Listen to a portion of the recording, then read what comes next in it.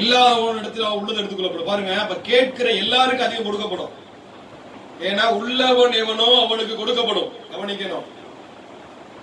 ஆவிக்குரிய காரியமா சரி, இந்த உலகத்தில் நம்முடைய தேவைகளா இருந்தாலும் சரி, எதுவுமே அவர் கரெக்டா செய்யறாரு. ஆனா அதுல சொல்றாரு உள்ளவன் எவனோ அவனுக்கு கொடுக்கப்படும். ஏன்னா அவன் கேட்கிறான். இல்லாதவன் என்ன செய்யறான்? ஆண்டவர் தான் தெரியுமே, ஆண்டவரின் தேவைகளை தெரிஞ்சிருக்காது அவருக்கு. ஆனா இருக்கிறவன் மேலும் மேலும் கேட்கிறான். ஆனா கட்ட சொல்றாரு கேட்கிறவனுக்கு அதிகம் கொடுக்கப்படும். சொல்லுங்க, அதிகம் கொடுக்கப்படும்.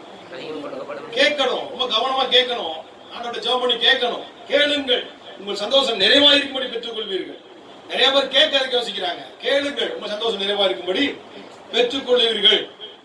அப்ப இந்த காரியத்துல நீங்க எவ்வளவு கவனமா நீங்க ஆண்டவரத்துல கேட்க வேண்டியது கவனிச்சீங்களா? உள்ளவன் எவனோ அவனுக்கு கொடுக்கப்படும், இல்லாதவன் எவனோ அவனிடத்தில் உள்ளதும் எடுத்துக்கொள்ளப்படும். ஆண்டவனிடத்தில் உறவு வைக்கிறதுக்கு தான் நாங்க நம்மளோட ஆர்டர் கேட்க சொல்றோம். தாய் பிள்ளை என்ற உறவை பலப்படுத்துறதுக்கு தான் கர்த்தர் நம்மளோட அவரிடத்துல கேட்க சொல்றாரு. தந்தை பிள்ளை உறவு, ரத்த பந்தம். இயேசு எனக்கு ரத்தம் சிந்தினார். இயேசு எனக்காக தன்னையே பரிகார பலியை கொடுத்தார். மற்ற எல்லாவற்றையும் அல்லாது இருப்பது எப்படி? வானத்திலும் பூமியிலும் சர்வலோகத்திலும் அவருக்கு அதிகாரம் கொடுக்கப்பட்டிருக்கு. அந்த அதிகாரத்தை உங்களுக்கு தர்றேன், நீங்க போய் எல்லா சிருஷ்டிகளும் எல்லா ஜனங்களையும் என்னுடைய சீசராக்குங்கள், பிதா குமாரன் பரிசுத்த ஆவி நாமத்தில் அவர் ஞானஸ்நானம் கொடுத்த வசனம் சொல்லுது. அப்ப கேட்கிறவனுக்கு அதிகம் கொடுக்கப்படும். கேட்காதவன் தான் ஒண்ணும் கிடையாது. உள்ளவனிடத்தில் உள்ளது எடுத்துக்கொள்ளப்படும். பாத்தீங்களா? இல்லாதவனிடத்திலோ இல்லாதவன் எவனோ அவனிடத்தில் உள்ளதும் எடுத்துக்கொள்ளப்படும். ரொம்ப ஜாக்கிரதையா இருக்கணும். அப்ப ஆண்டவரிடத்துல கேளுங்க. அப்பதான் தகப்பன்ட்ட கேட்கறதுக்கு அடையாளமே அதான். நிறைய பேர் இல்லைங்க அவருக்கு தெரியும். ஆனா நான் என்ன சொல்ல வரேன், தெரியும் சொல்றது நல்லதுன்றத விட கேட்கறது நல்லது நான் சொல்ல வரேன்.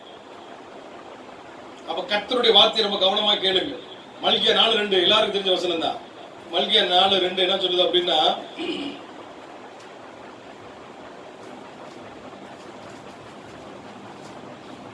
ஆனாலும் என் நாமத்துக்கு பயந்து இருக்கிற உங்கள் மேல் நீதியின் சூரியன் உதிக்கும், அது செட்டைகள் கீழ் ஆரோக்கியம் இருக்கும், நீங்கள் வெளியே புறப்பட்டு போய் கொளுத்த கன்றுகளை போல் வளருவீர்கள். கொளுத்த கன்றுகள் வளருவீர்கள். அவர் செட்டையின் கீழ் ஆரோக்கியம் இருக்கும். நீங்க ஆண்டவரிடத்தில் அடைக்கலமாகிறது, ஆண்டவர் சட்டைகளுக்கு கீழே வர்றதுக்கு காரணம் என்ன அப்படின்னா, சகல நன்மையும் உண்டாக முடியாம வர்றீங்க. ஆரோக்கியம் வேணுமா? அவருடைய சட்டைகளுக்குள்ள வாங்க. பலன் வேணுமா? எந்த காரியத்தில் பலன் வேணும்? ஆசீர்வாதமான காரியம் எது வேணும்? ஆண்டவருக்கு பிரியமாய் அவருடைய காரியங்களுக்கு நீங்க பிரியமா நடந்தீங்கன்னா கர்த்தர் கண்டிப்பா நிச்சயமா உங்களுக்கு பிரிந்த பலனை கொடுப்பார். ஏன்னா வேதம் என்ன சொல்லுது பாத்தீங்களா? உன் செய்களுக்கு தக்க பலனை உனக்கு கட்டளையிடுவாராக. இஸ்ரவேலின் தேவனாய் கர்த்தருடைய சட்டைகளுக்கு அடைக்கலமாய் வந்த உனக்கு அவராலே நிறைவான பலன் கிடைப்பதாக. அப்ப சட்டைகள் கீழ் நீங்க வந்தீங்கன்னா நிச்சயம் நல்ல பலன் இருக்கு. கர்த்தரிடத்துல தஞ்சம் போகுவது நலம். மனுஷனை நம்புவதை பார்க்கணும் கர்த்தரிடத்தில் தஞ்சம் போகுவது நலம். அப்ப கர்த்தருடைய அன்பில நீங்க கட்டப்பட்டு நான் சொல்றேன், உங்களுக்கு ஒரு நன்மையும் குறைபடாது. அவர் உங்களை பெருக பண்ணுகிறார். அதனால சொல்ற வேதம் சொல்ற வார்த்தையை என்ன செய்யணும்? கவனமா படிக்கணும். வேதம் தெளிவா சொல்றது, நீங்கள் வெளியே புறப்பட்டு போய் கொடுத்து கண்டெடுப்பு வளர்வீர்கள். கேஷுவலா சொல்றாரு ஆண்டவர். நம்ம என்ன நினைக்கிறோம்? என்னங்க அவருடைய வார்த்தை. அதனாலதான் பொதுவா வார்த்தையில் பலப்படும் பொழுது கொஞ்சம் நம்ம சோர்வடைகிறோம். ஆனா அவரை நோக்கி பார்த்து பலப்பட்டீங்கன்னா இந்த வார்த்தை உங்களுக்கு நிச்சயம் பலப்படுது. வார்த்தை ஒரு வித்தியாசமா இருக்கு. வார்த்தை நம்புவதற்கு எதுவும் இல்லாத இருக்கிறது. இவ்வளவு பெரிய காரியம் நம்முடைய வாழ்க்கையில் நடக்குமா? இவ்வளவு பெரிய அதிசயமான காரியம் நடக்குமா அப்படின்லாம் நினைச்சுதான் நிறைய பேர் என்ன செய்யறாங்க? சோர்ந்து போயிடுறாங்க. சரி, வார்த்தை அப்படி பயங்கரமா சொல்லியிருக்கு, ஆச்சரியப்படுத்தும் வகையில சொல்லியிருக்கு, நம்ப முடியாத அளவுக்கு சொல்லப்பட்டிருக்கு. ஆனா அவரை நோக்கி பார்த்தோம்னா இந்த வார்த்தையை நம்பினோம்னா இப்ப பலன் கிடைக்கும், ஜாஸ்தி அதிகமான பலன் வரும். ஏன்னா கேட்கிறவங்களுக்கு அதிகம் கொடுக்கும், மாற்றமே இல்லை. மார்க் 2:2 அதிகாரத்தில் வாசிக்கலாம். மார்க் 2 அதிகாரத்துல 1 வாசிக்கிறோம். அங்க ஒரு சம்பவத்தை பார்க்கிறோம். சில நாளுக்கு பின்பு அவர் மறுபடியும் கப்பர்நகூமுக்கு போனார். அவர் வீட்டில் இருக்கிறார் என்று ஜனங்கள் கேள்விப்பட்டு உடனே வாசலுக்கு முன்பு நிற்க இடம் போதாதபடிக்கு அநேகர் கூடி வந்தார்கள். அவர்களுக்கு வசனத்தை போதித்தார். அப்பொழுது 4 பேர் ஒரு திமிர்வாதக்காரனை அவரிடத்தில் வந்தார்கள். நிமித்தம் அவருக்கு செவிவாய் சேரக்கூடாமல் அவர் இருந்த வீட்டின் மேற்கூரையை பிரித்து திறப்பாக்கி திமிர்வாதக்காரன் கிடக்கிற படுக்கையை இறக்கினார்கள். இயேசு அவர்கள் விசுவாசத்தை கண்டு திமிர்வாதக்காரன் நோக்கி, மகனே, உன் பாவங்கள் உனக்கு மன்னிக்கப்பட்டது என்றார். அங்கே உட்கார்ந்திருந்த மகனே, உன் பாவங்கள் மன்னிக்கப்பட்டது என்றார். ஏன்னா அவருடைய செட்டைகளின் கீழ் அடைக்கலமாய் வந்தது. ஏன்னா இயேசு அவருடைய வீட்டுல தங்கி இருக்கிறாரு. பாருங்க, ஆரம்பிக்கும் வசனம் ஆரம்பிக்குது. அவர் வீட்டில் இருக்கிறார் என்று ஜனங்கள் கேள்விப்பட்டு, இது அவருடைய சொந்த ஊர்ல அவர் வீட்டுல இருக்கிறாரு. அவர் வீட்டுல இருக்கிறாரு, இயேசு வீட்டுல இருக்கிறாரு. அதான் என்ன சொல்ல வரனா, அடைக்கலமாய் கர்த்தர் சுகப்படுத்துவார். என்ன பிரச்சனை வந்திருந்தாலும் சுகப்படுத்துவார். ஏன்னா செட்டைகளின் அடைக்கலமாய் வந்த உனக்கு அவராலே நல்ல பலன், அருமையான பலன் கிடைப்பதாக. அதான் கர்த்தர் சொல்றாரு. அப்ப இயேசு அவருடைய விசுவாசத்தை கண்டு இயேசுடைய வீடுனாலாம் மேல பிரிச்சு நான் யோசிப்பேன், அடுத்தவங்க வீட்டு ஓட்ட போய் பிரிச்சா விட்டுருவாங்களா? வீட்டுக்குள்ள போற வழி இல்ல, இந்த பேரோட வெளியே வர சொல்லி உள்ள கூட்டு போயிருக்கலாம். ஆனா இவருக்கு என்ன தைரியம் தெரியுமா? அது அவர் இயேசுடைய வீடு. அப்ப இயேசுடைய கூடாரத்துக்குள்ள போறதுக்கு பாருங்க அவங்களுடைய துடிப்பு, இந்த விசுவாசம். இயேசு ஒண்ணும் சொல்ல மாட்டான்ற தைரியம். ஏன்னா இயேசு அவருடைய வீட்டுல இருக்கிறாருன்ற தைரியத்துல இவங்க என்ன செய்யறாங்க, அவர் வீடு தானே பிரிச்சுருவோம் சொல்லி மேல ஏறிட்டான், கூரையில ஏறிட்டான். ஏறி அந்த ஓட பூரா தட்டோட பூரா என்ன செஞ்சுட்டான், எல்லாத்தையும் பிரிச்சு பெரிய திறப்பாக்கி அதுல ஒருத்தனை கட்டில வச்சு அந்த கட்டில கயிறு கட்டி உள்ள இறக்கிறார். ஏசு உள்ள நின்று போச்சுட்டு இருக்காரு. கரெக்டா அவருக்கு முன்னாடியே அப்படியே இறங்கி வருது கட்டில. என்னன்னு பார்த்தா அவர் திமிர்வாதத்துல இந்த படுத்து கிடக்கிறான். திமிர்வாதம் என்ன சொல்றாங்க அப்படின்னா, எலும்புகள்லாம் வளைந்து கொள்ளுன்னு சொல்றாங்க. முக்கியமா முதுகு எலும்பு ஆப்போசிட்டா வளர்ந்துரு, இப்படி வளர்ந்துருமா. பொதுவா இப்படி கூட உள்ள சிலருக்கு. ஆனா இந்த திமிர்வாதம் தான் இப்படி பின்னாடி வளர்ந்துருக்கும். அதாவது 8 மாதிரி வளர்ந்துருவாங்க. அப்படி வளர்ந்து கை கால் எல்லாம் வளர்ந்துருமா. அவ்வளவு மோசமான நிலைமையில அவன் பாதிக்கப்பட்டிருக்கிறான். அப்படி ஒரு மனுஷனை பார்த்து கர்த்தர் சொல்ற, இயேசு சொல்ற ஒரு வார்த்தை என்னன்னா, திமிர்வாதக்காரன் நோக்கி உன் பாவங்கள் உனக்கு மன்னிக்கப்பட்டது என்றார். நான் என்ன சொல்ல வரேன்னா, அவருடைய செட்டைகளுக்கு அடைக்கலமாய் வந்த உனக்கு அவராலே பலன், நல்ல பலன் கிடைப்பதால், தக்க பலன் கிடைப்பதால், ஆசீர்வாதமான பலன் கிடைப்பதால், சுக பலன் கிடைப்பதால். அப்ப பாவங்களை அங்க ஒரு காரியத்தை பார்க்கிறோம், அவருடைய வீடுன்னு தைரியமா செய்யறாங்க. அப்ப அது போலதான் நம்ம தேவனுடைய உறவில போகும்பொழுது அவருடைய வீட்டுக்குள்ள நுழைகிறோம், அவருடைய ஆசீர்வாதம் வீட்டுக்குள்ள நுழைகிறோம், அவருடைய மகிமையான அந்த காரியத்துக்குள்ள நுழைகிறோம், பிரவேசிக்கிறோம். அப்ப எவ்வளவு பலன் கிடைக்கும் யோசிச்சு பாருங்க. அந்த பலன் இந்த மனுஷனுக்கு கிடைக்குது. அப்ப திமிர்வாதக்காரன் உள்ள இறக்குறாங்க. இயேசு சொல்றாரு, பாவங்களுக்கு மன்னிக்கப்பட்டது. அங்க உள்ள என்ன செய்யறாங்க பாருங்க, அங்க உள்ள வேதபார சொல்றாங்க. அங்க உட்கார்ந்து வேதபார சிலர், இவன் இப்படி தேவதூசனம் சொல்லுகிறானே, தேவன் ஒருவரே என்று பாவங்களை மன்னிக்கத்தக்கவர் யார் என்று தங்கள் இதயத்தில் சிந்தித்துக் கொண்டிருந்தார்கள். அவர்கள் தங்களுக்கு இப்படி சிந்திக்கிறார் என்று தங்களுக்குள்ளே இப்படி சிந்திக்கிறார் என்று இயேசு உடனே தம்முடைய ஆவியிலே அறிந்து அவர்களை நோக்கி, நீங்கள் உங்கள் இருதயங்கள் இப்படி சிந்திக்கிறது என்ன? உன் பாவங்கள் உனக்கு மன்னிக்கப்பட்டது என்று சொல்வதோ, எழுந்து உன் படுக்கை எடுத்துக்கொண்டு நட என்று சொல்வதோ எது எளிது அப்படின்னு. உன் பாருங்க, படுக்கை எடுத்துக்கொண்டு நடன்னு சொல்றதா ரொம்ப ஈஸியான விஷயம். ஆனா அவர் சொன்ன வார்த்தை என்னன்னா, எது எளிதுன்னு கேட்டுட்டு அவர் சொன்ன வார்த்தை அப்படி பார்த்தா பெரிய வார்த்தை. என்ன தெரியுமா? பாவங்கள் உனக்கு மன்னிக்கப்பட்டது சொல்றதா பெரிய வார்த்தை, உன் படுக்கை எடுத்துக்கொண்டு நட என்ற சின்ன வார்த்தை. ஆனா ஏன் அந்த வார்த்தையை சிறிதா சொல்றாரு அப்படின்னா, ஒரே வார்த்தையில் அவனுடைய வாழ்க்கையை ரட்சிக்கும்படி அந்த வார்த்தையை சொன்னார். ஒரே வார்த்தை, உன் பாவங்கள் உனக்கு மன்னிக்கப்பட்ட சொல்லிட்டாலே எதிர்காலத்தில் அந்த மனுஷன் பாவமே செய்ய மாட்டான். அதற்காக ஏன் சொன்னாரு, உன் பாவங்கள் உனக்கு மன்னிக்கப்பட்ட சொன்னாரு. ஏன் அப்படின்னா அவனுடைய எதிர்காலம் அவனுக்கு இருக்கிறது. இனிமே வாழ போறான், இனிமே வெளியில போறான். அநேக இடங்களை பார்க்க வேண்டியது இருக்கும், அநேக இடங்களை கேட்க வேண்டியது இருக்கும், அநேக இடங்களை பேச வேண்டியது இருக்கும், அநேக இடங்கள்ல உட்கார வேண்டியது இருக்கும். சில பெண்கள் மத்தியில் உட்கார வேண்டியது இருக்கும், சிலர் பேசுகிற இடத்துல உட்கார வேண்டியது இருக்கும், சிலர் கூடுகிற இடத்துல உட்கார வேண்டியது இருக்கும். இப்படி இடத்துல உட்கார பாவம் ஆளுகை செய்யக்கூடாது, பாவமான சிந்தை வரக்கூடாது என்பதற்காகத்தான் இந்த நோயிலிருந்து சுகப்படுத்த ரெடி. ஆனா அவனை எப்படி சுகப்படுத்தினார் பாருங்க, உன் பாவங்கள் உனக்கு மன்னிக்கப்பட்டது சொன்னார். உன் பாவங்கள் உனக்கு மன்னிக்கப்பட்ட சொன்ன அவனுடைய பாவங்களை மன்னிச்சுட்டாரு. ஆனா அவனுக்கு ஒரு தெளிவு ஏற்படுத்துறாரு, இனி பாவம் செய்யாதே என்று தெளிவு ஏற்படுத்துறாரு. உனக்கு பாவங்கள் மன்னிக்கப்பட்டது என்ன அர்த்தம்னா, அந்த நோய் வந்த நோக்கமே காரியமே பாவத்தின் நிமித்தம் வந்ததுரா அப்படின்ற எல்லாரும் தெரிஞ்சுக்குவாங்க. உள்ளவனும் முதல்ல ஃபர்ஸ்ட், இன்னொன்னு அந்த நோயில தாக்கப்பட்ட மனுஷனும் தெரிஞ்சுக்குவாங்க, இனிமே பாவம் செய்யப்பா, அன்னைக்கு நம்ம செஞ்ச பாவத்தினாலதான் இவ்வளவு பெரிய சாபமான இந்த நோய் வந்திருக்கு அப்படின்னு சொல்லி அவன் அறிந்து கொண்டான். வாழ்க்கையில பாவத்தை திரும்பி கூட பார்த்திருக்க மாட்டான் நான் நினைக்கிறேன். ஏன் அப்படின்னா இயேசு அவனுக்கு வெளிப்படுத்துறாரு, இனி பாவம் செய்யாது. ஆனா என்ன சொல்றாரு, உன் பாவங்கள் உனக்கு மன்னிக்கப்பட்டு சொல்வதோ, உன் படுக்கையை எடுத்துக்கொண்டு நட என்று சொல்வது எது எளிதுன்னு கேட்டாரு.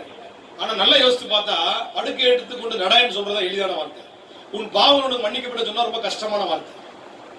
ஆனா இயேசு அந்த ஒரு வார்த்தைய சொல்றாரு உன் பாவங்களோடு மன்னிக்கப்பட்ட என்ற வார்த்தைய ஈஸின்னு சொல்றாருன்னா, அங்க உள்ளவர்களுக்கும் அந்த நோயில தாக்கப்பட்ட மனுஷனுக்கு சேர்த்து ஒரே வார்த்தையில சொல்றாரு, இனி பாவம் செய்ய.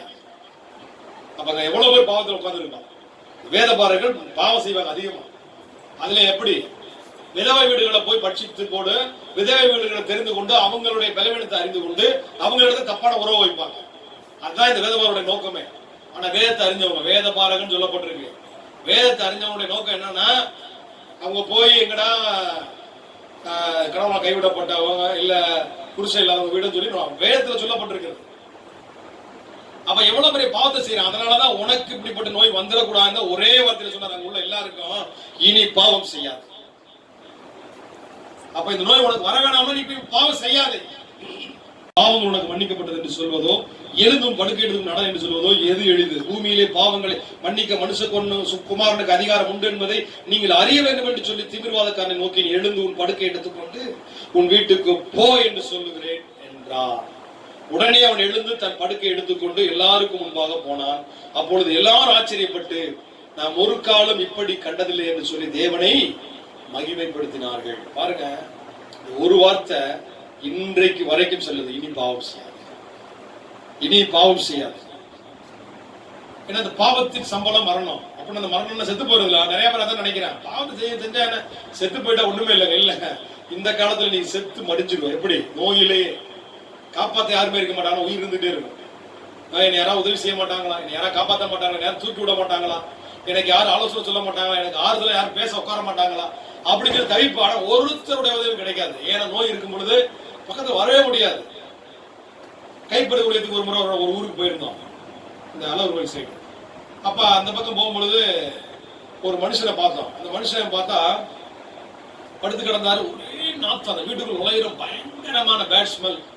அவ்வளவு நாத்தம், சொல்ல முடியாது, அவ்வளவு பேட் ஸ்மெல். ஆனா அதுக்காண்டி அந்த ஸ்ப்ரே வாங்கியிருக்கிறாங்க, இந்த சென்ட் ஸ்ப்ரே, ரூம் ஸ்ப்ரே வாங்கி அதை அடிச்சு விடுறாங்க. ஆனா அந்த அந்த வாடையும் அந்த அழுகி போன வாடையை அடிச்சுன்னா என்ன அழுகி இருக்குன்னு கொஞ்சம் யோசித்து கவனிச்சு பார்த்தா அவங்க அந்த ஒரு வயசானவர் படுத்திருந்தாரு. கிட்டத்தட்ட அவருக்கு ஒரு 60 வயசு 55 வயசுக்கு மேல மதிக்கலாம். அப்படிப்பட்ட ஒரு மனுஷன் ஒல்லியா படுத்து கிடந்தாரு. அவருடைய காலில் ஒரு துணி வீக்கப்பட்டிருந்துச்சு. அந்த துணியை விளக்குனா ஒரு காலில் எலும்பு தான் இருக்கு, வெறும் எலும்பு. கண்ணாலே பார்த்தோம், வெறும் எலும்பு தான் இருக்கு. சதை பாதி இருக்கு, எலும்பு அப்படியே தெரியுது. அப்படியே அழுகி அந்த நம்ம விரல வச்சு இப்படி நகட்டினோம்னா அப்படியே சதை வந்துடும். அவ்வளவு மோசமான நிலைமையில இருக்கு. ஆனா நாத்தம் தாங்க முடியல. அவங்க வீட்டுல உள்ளவங்க அந்த ரூம் ஸ்ப்ரே வச்சு அடிச்சுட்டு அதை அப்படியே மெயின்டைன் பண்ணிட்டு இருக்காங்க, பெத்த தகப்பன்னு சொல்லி. அப்ப நான் அவர்கிட்ட கேட்டேன், என்னங்க இது என்ன சின்ன எங்கேயோ போனது என்ன கடிச்சுன்னு இது வரைக்கும் எனக்கு தெரியல. நிறைய அந்த காட்டு பகுதியில் அப்படி போயிட்டு வருவேன். ஆனா என்ன கடிச்சுன்னு எனக்கு தெரியல. அப்பையில இருந்து திடீர்னு வீங்குச்சு, கடைசியில புண்ணாச்சு. இப்போ ஒண்ணுமே செய்ய முடியல. ரூம்ல வீட்டுல படுத்த படுக்க எனக்கு எங்கேயும் போக முடியல. இது ஆறாது கூடன்ற மாதிரி. காலை கூட வெட்டி எடுத்துடலாமா எனக்கு தெரியல. நான் வெட்டி எடுத்தா இது என்ன ஆகும்னு தெரியலன்னு சொல்லி டாக்டரே ரொம்ப மிரண்டு போயிருக்கிறாங்க. இன்னும் இவ்வளவு கொடூரமா இப்படி இதான் என்னன்னே அவங்களை கண்டுபிடிக்க முடியல. கடைசியில் என்னை விட்டுட்டாங்க, நீ வீட்டுக்கே போயிரு, அங்கே இருந்துக்க. நம்ம நாத்தம் தாங்க முடியல, அவ்வளவு நாத்தம். எங்களால ஆனாலும் ஜோம் பண்ணிட்டு வந்தேன். ஏன்னா பாவத்தின் சம்பளமா இருக்கும். அதனால ஏன் சொல்றாரு, இனி பாவம் செய்யும். ஏன்னா நிறைய பேருடைய கேள்வி, படுக்கை எடுத்துக்கொண்டு நடன்னு சொல்றது ரொம்ப ஈஸியான வார்த்தை. இனி பாவம் செய்யாது கஷ்டமான வார்த்தை. அந்த வேர்டு பாரமான வேர்டு. ஆனா அந்த படுக்கை எடுத்துக்கொண்டு ரொம்ப லகுவான வேர்டு. கஷ்டத்துல இருக்கிறான் அவனே, அவனே துன்பத்துல இருக்கிறான், அவனே பிரச்சனை இருக்கிறான். அவனை போய் உன் படுக்கை எடுத்துக்கொண்டு நடன்னு சொல்றது ரொம்ப ஈஸியா இருக்குமா? இனி பாவம் செய்யாதுன்னு சொல்லி எச்சரிக்கிற மாதிரி சொன்னா எப்படி இருக்கும்? உடனே அந்த அதனால வேலை பாரு, அவனே நொந்து போய் வந்திருக்கிறான். அவனை கஷ்டப்பட்டு உங்க வீட்டை வர பிரிச்சு இப்படி இறங்கி இருக்கிறாங்க. அவனை போய் இப்படி பாவத்தை சொல்லலாமா, பாவம் செஞ்சுட்டானே சொல்லி சொல்லலாமான்னு சொல்றாங்க. ஏன் சொல்றாரு, உன் பாவம் உனக்கு மன்னிக்கப்பட்டு என்று சொல்வதோ எழுது நட என்று சொல்வதோ எது எளிது அப்படின்னு கேட்கிறார் இயேசு. அப்ப இயேசு ஏன் அந்த பாவம்ன்ற வார்த்தை பயன்படுத்தும் பொழுது அது வந்து ஈஸின்னு சொன்னதுக்கு காரணம் என்னன்னா, அங்க எல்லாருடைய இருதயமும் பாவத்தை சார்ந்திருந்தது. ஏன்னா பாவிகளை தேடிதான் இயேசு வந்தாருங்க. அதனால இயேசு அவர் தன்னுடைய வீட்டை திறப்பாக்கி கொடுத்திருந்தார். எல்லாரும் உள்ள வந்தாங்க. அதை நம்பி இயேசுவால இந்த நோயை சுகப்படுத்த முடியும் நம்பி கூரையில இருந்து இறக்கின அந்த மனுஷன் இறக்கின எல்லாருக்கும் எவ்வளவு ஆச்சரியமா இருந்தது, எவ்வளவு சந்தோஷமா இருந்தது. அப்ப அந்த ஒரு வார்த்தை வாழ்க்கையில மறந்திருக்க மாட்டாங்க. இனி பாவம் செய்யாது, இனி பாவம் செய்யாது, இனி பாவம் செய்யாது. கத்துட வார்த்தை தான். அவன் படுக்கை எடுத்துக்கொண்டு நடைன்னு சொல்றது ரொம்ப ஈஸியான வார்த்தை. ஆனா இயேசு சொன்ன வார்த்தை என்ன? ஈஸியான வார்த்தை, இனி பாவம் செய்யாது. அப்படின்னா என்னன்னா, எப்பயும் பாவம் செய்யாத. பவுல் எழுதுறாரு, கிருபை அதிகமா இருக்குன்றனால இனி பாவம் செய்யலாமா? செய்யக்கூடாது. அப்ப இங்க அதான் இயேசு சொல்றாரு. இயேசு சொல்லலையா? நிறைய பேர் என்ன சொல்றாங்க, இல்ல இயேசு வந்து அப்படிலாம் சொல்லலாம் அப்படின்னு சொல்லி மறைச்சுக்கிறாங்க. ஆனா வேதம் தெளிவா சொல்லுது, இனி பாவம் செய்யாது. அப்ப கர்த்தருடைய வார்த்தையை நம்ம மீறக்கூடாது, வார்த்தையை மாற்றக்கூடாது. வாசிக்கலாம். என்னாகும் 18, என்னாகும் 18, 12. என்னாகும் 18ஆம் அதிகாரம் 12ஆம் வசனம்.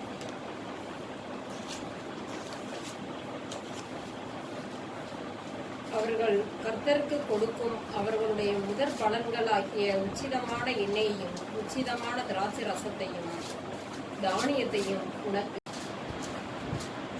பின்னும் அவர் கர்த்தர் என்னாகும் 10:12 அவர்கள் கர்த்தருக்கு கொடுக்கும் அவருடைய முதற் பலன்களாய் உச்சிதமான எண்ணெயையும் உச்சிதமான திராட்சை ரசத்தையும் தானியத்தையும் உனக்கு உரியதாக கொடுத்தேன். கவனிச்சீங்களா? நமக்கு எது கொடுத்தாலும் பெஸ்டா கொடுப்பார். அதான் பலன். நீங்க விதைச்சீங்கன்னா நல்ல பலன் எதிர்பார்க்கிறீங்க, கனிகள்ல நல்ல பலன் எதிர்பார்க்கிறீங்க. எல்லா கடைகள்ல எல்லா பொருட்கள் வச்சிருந்தாலும் சிலர் பாருங்க நல்ல பெஸ்டா பார்த்தா வாங்குவாங்க, எல்லாமே பார்த்துப்பா இருக்கு நல்லா பார்த்தா வாங்க. ஆனா சிலர் வந்து வறுமை நிமித்தம் ஒருவேளை சாதாரண வாங்கலாம், அது அதை சொல்லல. ஆனா பொதுவா நல்ல பெஸ்டா பார்த்து வாங்குவாங்க. ஏன்னா அவங்களுடைய பணம் இருக்கு, அதனால பெஸ்டா பார்த்து வாங்க நினைக்கிறாங்க. பணம் வச்சுக்கிட்டு சிலர் வந்து சீப்பா வாங்குறாங்களா, அதுதான் தப்பு. ஆனா கர்த்தர் கொடுக்கிறாரு, அவர் சர்வ வல்லமையுள்ளவர், மகா பெரியவர். அவர்கள் கர்த்தருக்கு கொடுக்கும் அவருடைய முதற் பலன்களாகிய உச்சிதமான எண்ணெயும் உச்சிதமான திராட்சை ரசத்தையும் தானியத்தை உனக்கு உரியதாக.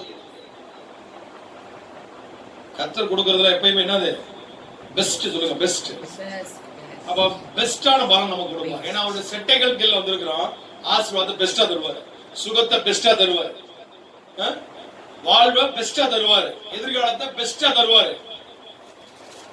இன்னைக்கு என்ன சொல்லுகிறீங்களோ அதை மாற்றி பெஸ்டா மாத்துவாரு, சூப்பர் சூழ்நிலை மாத்துவார். உங்க எதிர்பார்ப்பு இயேசுவின் நாமத்தில் நன்மையா முடியும். ஏன்னா தேவனுடைய அன்பு. நீங்க பார்க்கலாம், வாசிக்கலாம். சங்கீதம் 19, சங்கீதம் 19 9 சங்கீதம் 19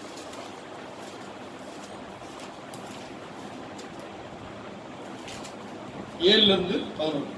கர்த்தருடைய வேதம் குறைவற்றதும் ஆத்மா உயிர்ப்பிக்கிறதுமா இருக்கிறது. கர்த்தருடைய சாட்சி சத்தியமும் பேதையை ஞானியாக்கிறதுமா இருக்கிறது.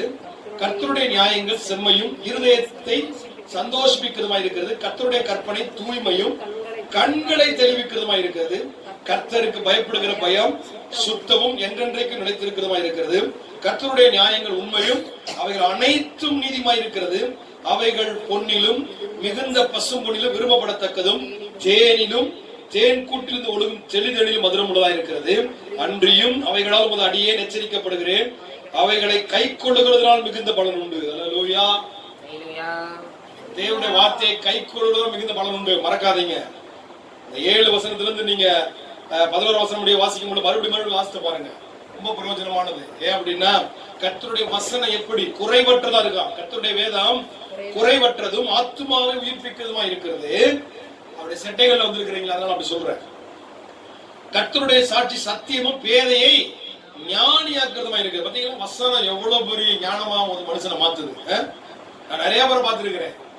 2ஆம் கிளாஸ் 3ஆம் கிளாஸ் படிக்கல, அவங்க தேவனுடைய வார்த்தையை ஞானமா பேசுறாங்க. சில படிக்கவே இல்லை, ஆனா படிக்கிறாங்க, வேதத்தை படிக்கிறாங்க. அந்த ஞானிய மாத்துது தேவனுடைய வார்த்தை. கர்த்தருடைய நியாயங்கள் செம்மையும். அவருடைய வார்த்தை எப்படி இருக்கா? செம்மையா இருக்கு. இருதயத்தை சந்தோஷிப்பிக்கிறதுமா இருக்கிறது. கர்த்தருடைய கற்பனை தூய்மையும் கண்களை தெளிவிக்கிறதுமா இருக்கிறது. பாத்தீங்களா, கர்த்தருடைய வசனத்தை படிச்சா கண்கள் நல்லா தெளிவடையும், பரிசுத்தப்படும். நிறைய கண்கள் வந்து தப்பான காரியத்தை பாக்குறதுல எனி டைம் நோக்கமா இருக்கு. ஆனா இங்க கர்த்தருடைய வேதத்தை படிச்சா கண்ணு தெளிவாயிடும். ஏன்னா அது நிறைய புறை ஏறி இருக்கு சொல்லுவாங்களே, கண்ணுல பூடு இருக்குங்க, புறை ஏறி இருக்கு அப்படின்னு. அப்படி அந்த கண்களை கூட கர்த்தருடைய வார்த்தை என்ன செய்யுது? தெளிவாக்குதான். அழகா. அல்லேலூயா. கண்களை தெளிவாக்குறதா இருக்கிறது. கர்த்தருக்கு பயப்படுகிற பயம் என்றென்றைக்கும் நிலைக்கிறதா இருக்கிறது. இது வேதத்தை படிச்சதெல்லாம் வருது. கர்த்தருடைய நியாயங்கள் உண்மையும் அவைகள் அனைத்தும் நீதியுமா இருக்கிறது. அடுத்து அவைகள் பொன்னிலும் மிகுந்த பசும்பொன்னிலும் விரும்பப்படத்தக்கதும். பாருங்க, பொன்னிலும் மிகுந்த பசும்பொன்னிலும், தங்கத்திலே பெஸ்ட் தங்கம் பசும்பொன், விரும்பப்படத்தக்கதும், தேனிலும் தேன் கூட்டிலிருந்து ஒழுகும் தெளி தேனிலும் மதுரம் உள்ளது. ஏன் அப்படின்னா, தேன் கூடு நிறைஞ்சிருச்சுன்னா ஆட்டோமேட்டிக்கா நிரம்பி வழியும். அதுக்கு அந்த தேன் பாருங்க ரொம்ப தெளிவா இருக்கு, டெஸ்டே இருக்காது. அந்த தேன் அவ்வளவு நிறைஞ்சு அந்த தேன் கூட்டுல நிறைஞ்சு அப்படியே வெளியே வரும். அப்படி வரும் பொழுது ரொம்ப தெளிவா இருக்கும். அதான் அதனால வேதம் சொன்னாலே அது பெஸ்ட் தான் சொல்லும். வேதத்துல கொஞ்சம் குறைவான விஷயம் எங்கேயுமே எழுதப்படல, பெஸ்ட் தான் சொல்லும். நல்ல காரியத்தை பூரா சொல்றேன். வேதத்துல உடனே குறைவான காரியத்தை எடுத்து வச்சு பேசிட்டு இருக்காதீங்க, அது பிரயோஜனம் இல்லை. தேனிலும் தேன் கூட்டிலிருந்து ஒழுகும் தெளி தேனிலும் மதுரம் உள்ளதா இருக்கிறது, அன்றியும் அவைகளால் அடியேன். கவனிச்சீங்களா? இந்த 7ல இருந்து நீங்க 10 முடிய வாசிட்டு 11 வசனம் சொல்லுது, அன்றியும் அவைகளால் அடியேன் எச்சரிக்கப்படுகிறேன். அவைகளை கை கொள்கிறதால் மிகுந்த பலன் உண்டு. அவைகளை கை கொள்கிறவர்களுக்கு மிகுந்த பலன் உண்டு. மறக்க கூடாது, அவைகளை கை கொள்வதற்கு மிகுந்த பலன் உண்டு. கர்த்தருடைய வார்த்தை எவ்வளவு முக்கியம். கடைசி ஒரே ஒரு வசனம் படிச்சு முடிப்போம். சங்கீதம் 127:4. சங்கீதம் 127 வசனம்.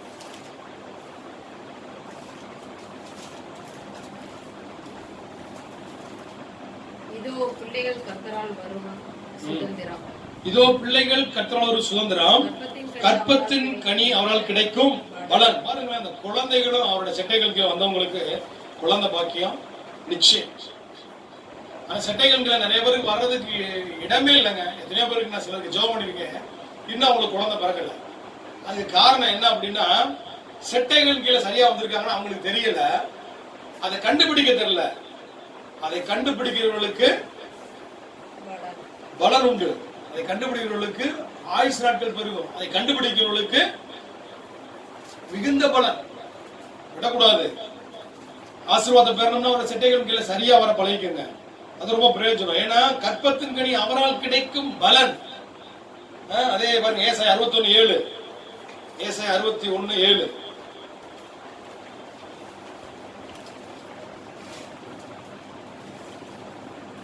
உங்கள் வெட்கத்துக்கு பதிலாக இரட்டத்தினே பலன் வரும், பலன் வரும். லட்சைக்கு பதிலாக தங்கள் பாகத்தை சந்தோஷப்படுவார்கள். அது நிமித்தம் தங்கள் தேசத்தில் இரட்டிப்பான சுதந்திரம் அடைவார்கள். நித்திய மகிழ்ச்சி அவர்களுக்கு உண்டாகும். ஹல்லேலூயா.